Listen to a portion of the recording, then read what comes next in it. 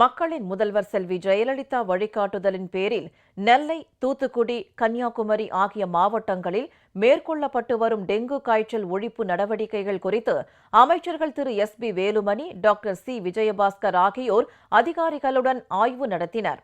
நெல்லை மாவட்ட ஆட்சியர் அலுவலகத்தில் நேற்று நடைபெற்ற இக்கூட்டத்தில் உள்ளாட்சித்துறை அமைச்சர் திரு எஸ்.பி. வேலுமணி, மக்கள் நல்வாழ்வுத்துறை அமைச்சர் டாக்டர் சி. விஜயபாஸ்கர் ஆகியோர் டெங்கு காய்ச்சல் ஒழிப்பு நடவடிக்கைகள் தொடர்பாக சுகாதாரத்துறை மற்றும் உள்ளாட்சித்துறை அதிகாரிகளுடன் ஆலோசனை நடத்தினர். பின்னர் செய்தியாளர்களிடம் பேசிய அமைச்சர்கள், மக்களின் முதல்வர் செல்வி ஜெயலலிதா வழிகாட்டுதலின் பேரில் மேற்கொள்ளப்பட்ட தீவிர நடவடிக்கைகளை அடுத்து தமிழகத்தில் டெங்கு காய்ச்சல் அறவே ஒழிக்கப்பட்டு விட்டதாக தெரிவித்தனர். போர்க்கால அடிப்படையிலே இன்றைக்கு காய்ச்சல் கட்டுப்படுத்தப்பட்டிருக்கிறது. இன்றைக்கு இந்த 3 மாவட்டங்களிலும் புரட்சித் தலைவி அம்மாவுடைய வழிகாட்டுதல் பேரிலே காய்ச்சல் முழு கட்டுப்பாட்டிலே வந்திருக்கிறது. போர்க்கால அடிப்படையில் எங்கும் வராமல் நடவடிக்கை எடுக்கப்பட்டிருக்கிறது. தமிழ்நாட்டில் காய்ச்சல், டெங்கு போன்ற காய்ச்சல் முழு கட்டுப்பாட்டில் இருக்கிறது. இறப்பு இல்லாத நிலையை உறுதிப்படுத்தியிருக்கின்றோம்.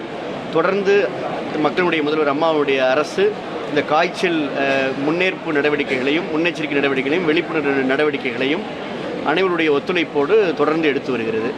முன்னதாக ராஜபாளையம் அரசு மருத்துவமனையில் அளிக்கப்படும் சிகிச்சை முறைகள் குறித்து அமைச்சர்கள் Thiru S P. Velumani, doctor C. Vijayabaskar ஆகியோர் ஆய்வு மேற்கொண்டனர். சுகாதாரத்துறை உயரதிகாரிகள் மற்றும் மாவட்ட ஆட்சியர் ஆகியோர் இந்த ஆய்வின் போது உடன் இருந்தனர். இதனிடையே டெல்லியில் நேற்று நடைபெற்ற தேசிய பயிர் வருவாய் காப்பீட்டு திட்டம் குறித்த மாநில வேளாண் அமைச்சர்கள் கூட்டத்தில் தமிழக அமைச்சர் திரு அக்ரி எஸ்.எஸ். கிருஷ்ணமூர்த்தி பங்கேற்று பேசினார்.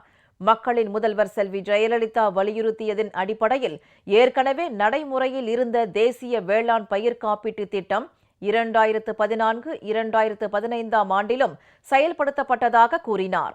வரும் ஆண்டிலும் இதே திட்டத்தை தொடர்ந்து செயல்படுத்த மத்திய அரசு அனுமதிக்க வேண்டும் என்றும் அமைச்சர் கேட்டுக் கொண்டார்.